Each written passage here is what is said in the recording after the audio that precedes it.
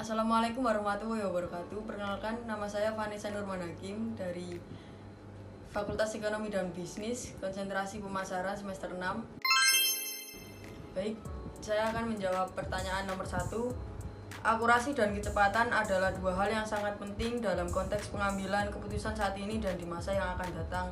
Sangat relevan dengan kondisi dunia bisnis saat ini. Dalam era digital dan informasi yang cepat berubah, perusahaan dituntut untuk membuat keputusan yang tepat atau akurat dan cepat untuk tetap kompetitif. Berikut analisisnya.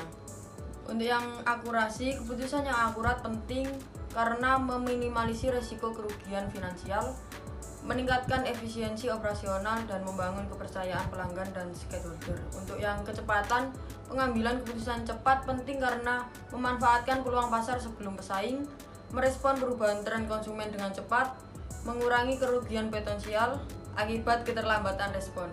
Untuk contohnya dalam manajemen pemasaran sendiri, perusahaan e-commerce menggunakan analisis data real time untuk menyesuaikan harga produk.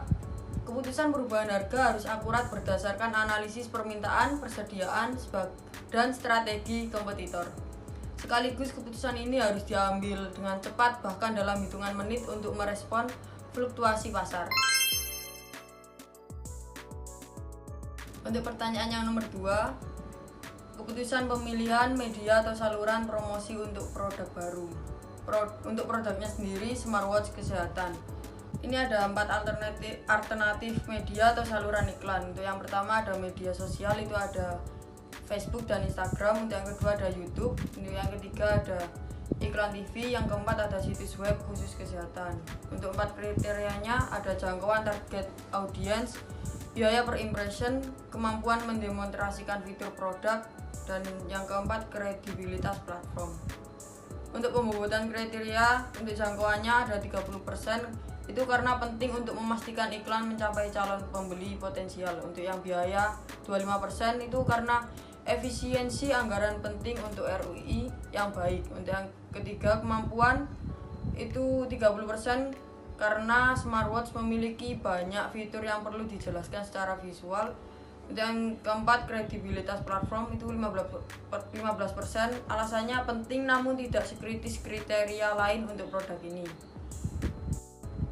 Untuk decision metricnya, media sosial itu 9, jangkauannya 9 atau 2,7, untuk biaya 8 atau 2,0, untuk yang demonstrasi 7, 2,1, untuk yang kredibilitas 6 atau 0,9.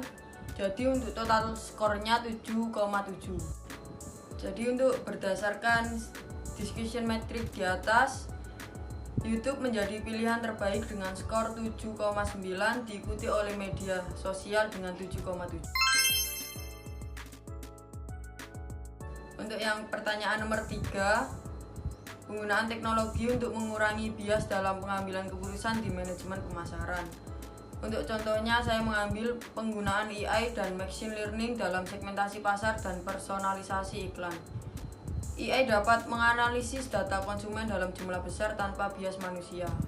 Machine learning dapat mengidentifikasi pola perilaku konsumen yang mungkin tidak terlihat oleh analisis manual. Algoritma dalam membuat rekomendasi produk berdasarkan data objektif, bukan asumsi subjektif. Untuk contohnya, sebuah perusahaan e-commerce menggunakan AI untuk menganalisis riwayat pembelian, pencarian, dan perilaku browsing pelanggan. Sistem ini kemudian membuat segmen pelanggan dan menyarankan produk yang paling relevan untuk setiap segmen. Keputusan tentang produk mana yang akan dipromosikan ke pelanggan tertentu didasarkan pada data objektif, bukan stereotip atau asumsi pemasaran tradisional. Dengan cara ini, teknologi membantu mengurangi bias dalam keputusan pemasaran, meningkatkan efektivitas kampanye, dan potensial meningkatkan kepuasan pelanggan karena mereka menerima rekomendasi yang lebih relevan. Untuk pertanyaan yang nomor 4, jawabannya saya cara mengidentifikasi permasalahan utama penyebab penurunan penjualan yang signifikan.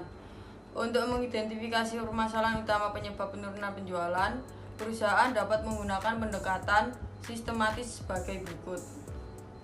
Untuk yang pertama ada analisis data penjualan.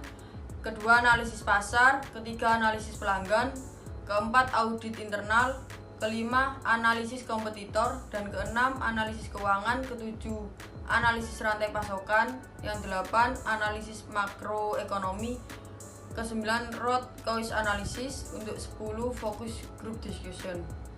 Setelah mengumpulkan semua informasi ini, perusahaan dapat menggunakan teknik prioritisasi seperti matriks Eisenhower atau analisis Pareto untuk mengidentifikasi masalah utama yang paling berdampak pada penurunan penjualan.